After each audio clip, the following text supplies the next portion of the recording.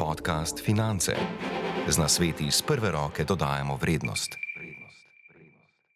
Za delo v kmetijstvu se odloča premalo mladih v Evropski uniji in ZDA. A ker brez kmetov ne moremo, bi morali narediti vse, da bi mladi ostali na kmetiji. Kako bi to dosegli, smo vprašali Doris Letina, vodjo področja za mlade kmete in kmetijsko politiko pri Zvezi slovenske podeželske mladine. Torej, do 40 let imamo zgolj 6,8% mladih kmetov. Razlogi so številni, nestabilnost in pa nepredvidljivost panoge. Definitivno je potem dohodkovna in socialna varnost, ki odrazita, ali nekdo ostane na kmetiji ali je prisiljen, da si poišče dohodek drugje. Ob tem pa velja omeniti še nekako ugled poklica kmet. Vsa tveganja, ki so nekako v kmetijstvu prisotna, pa to niso samo tveganja povezana z spremembami podnebja, ampak tudi potem z tržnimi tveganji. In pa definitivno dostop do kmetijskih zemljišč. 4/5 kmetijskih zemljišč je v nosilstvu nekako oseb starejših od 40 let.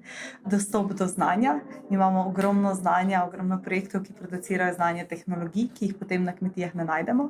Torej, rabimo nek nabor, da si lahko vsaka kmetija zbere potrebe, ki so nekako nujne za posameznika. Glede na to, da imamo zelo diverzificirano kmetijstvo, torej velike kmetije, male kmetije, imamo ekološke, konvencionalne, integrirane, hribovske kmetije, ravninske, torej takšne z veliko digitalizacije, takšne, ki imajo samo osnovne mehanizacije. Zato je potrebno, da je to znanje ne samo dostopno, ampak da tudi naučimo kmete, kako se ga uporablja.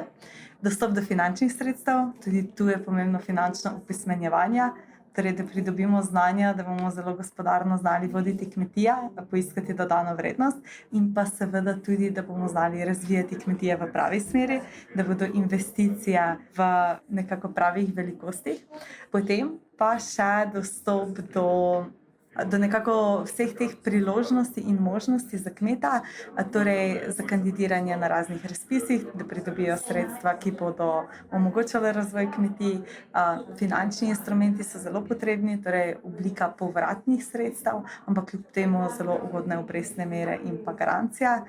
Kaj pa je še potrebno? Predvsem to, da bomo mi kot družba začeli ceniti poklic kmeta, ga pravilno nekako vključevali in pa da bomo na koncu dneva izbrali slovensko hrano, lokalno hrano, ker vseeno mi s svojim nakupom odločimo, kakšno kmetijstvo želimo imeti in prav je, da res podpremo slovenske kmete in kmetice. Med mladimi kmeti je veliko inovativnih, prodornih in poslovno uspešnih posameznikov. Enotnega recepta za uspeh ni, vsak stopa po svoji poti. Da ne gre vedno lahko, kaže tudi zgodba Brigitte Hergani Šikol, ki je dobrih 10 let čakala, da je oče predal kmetijo in jo je usmerila na novo pot. Odraščala sem na mlekarske kmetije. Delo mi je bilo sicer vedno všeč, ampak, kako bi rekla, v življenju sem spoznala, ko sem odraščala, da mogoče ta del mi pač najbolj ni ustrezal za mene, ker rada v življenju potujem, rada spoznavam ljudi. Nekako sem si zamislila drugačno vizijo svoje kmetije, želela sem vedno ostati na kmetiji. Na kmetiji sem bila jaz in moja sestra, žal nekega moškega nismo imeli naslednika, ampak sestra je vedno rekla, da bo šla v stran, jaz sem si pa nekako želela ostati na tej kmetiji. Želela sem naprej to delati, ampak ne na taki način, kot pač moji starši. Moji starši so veliko truda vložili, oni so začeli, bi lahko rekla, tudi iz čiste nule. Dobila sta vse v starem stanju, mogla sta začeti vse znova od gradnje kmetije, hleva, do doma, ki ga imamo danes. Jaz sem imela potem dobro iztočnico, da sem lahko samo še kmetijo nadgradila, da sem lahko dopolnila, da sem lahko iz prostorov, ki so ostale, naredila čudovite prostore, ki mi danes služijo za prodajo. Sem videla prihodnost kmetije malo drugače na predelavi, se pravi oljnic, se pravi poljedelstvo, kajti danes, če predelaš neko živilo, tudi lahko zaslužiš več. Pri nas je bilo težko mojega očeta prepričati v neko drugo smer, ki sem jo jaz videla v mojo drugo vizijo. Namreč njegovi predniki, z njim vred, pri nas je 200-letna tradicija bila vedno je bila mlekarska.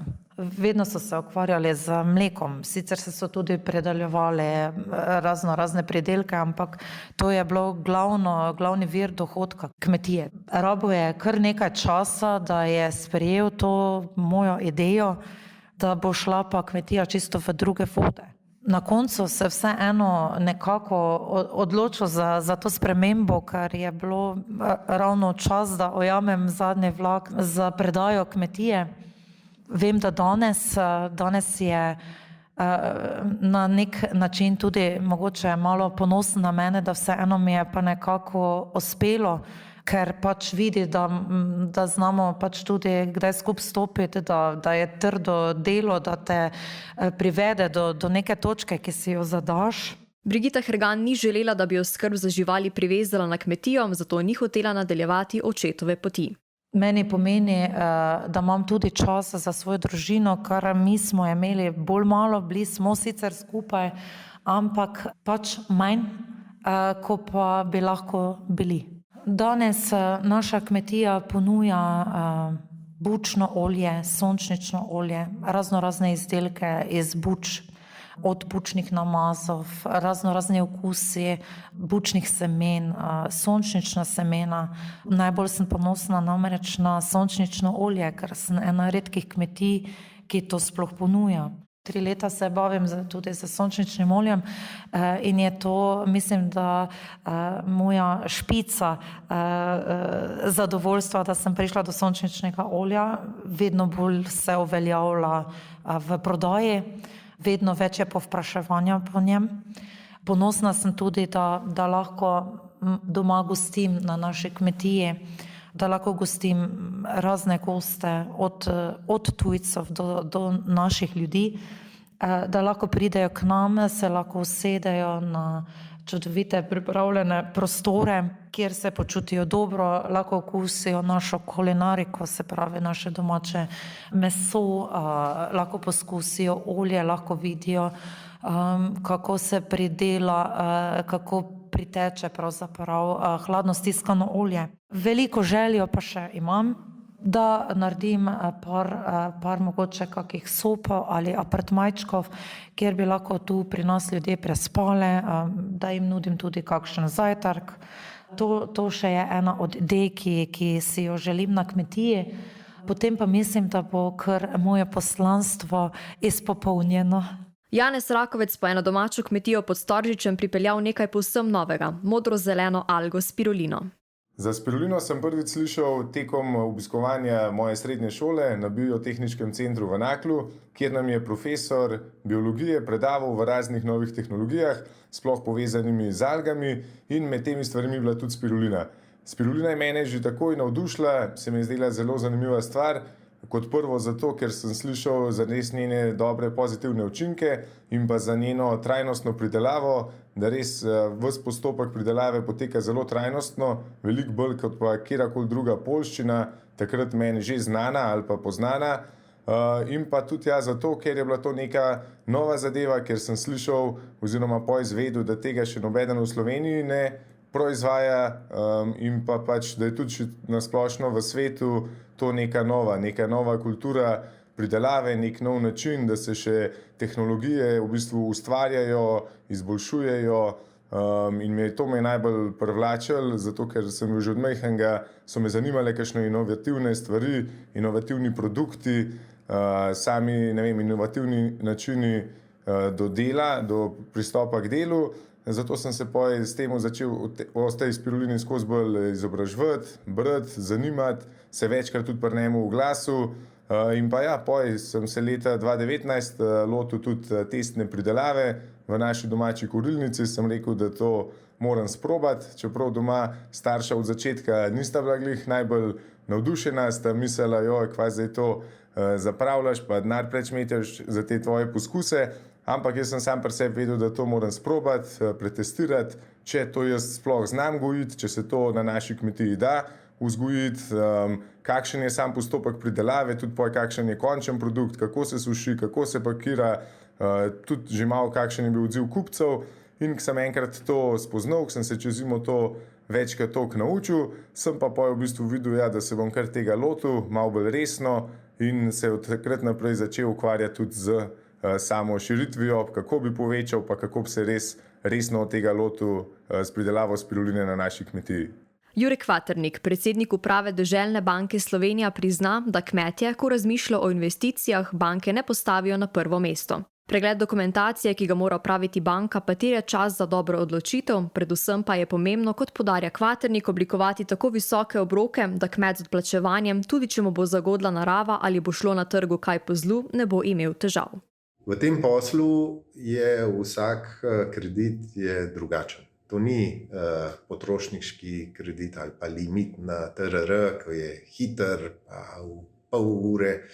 Tukaj so dolgoročne stvari.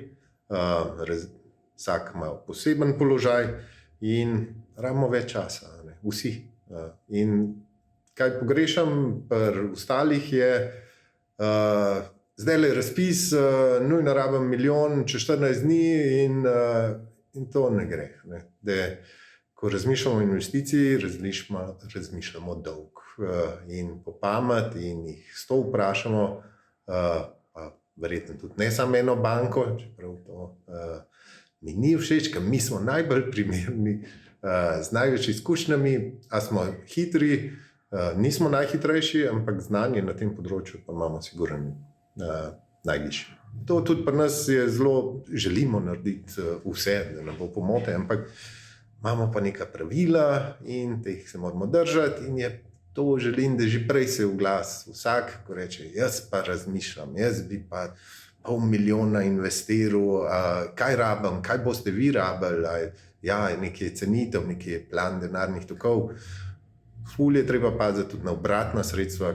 Tukaj se velikokrat srečamo, da vsaka širitev pomeni tudi seveda višji znesek za obratna sredstva in to dostakrat se pozabi, ker pa boš imel še več zaloge in to je treba financirati.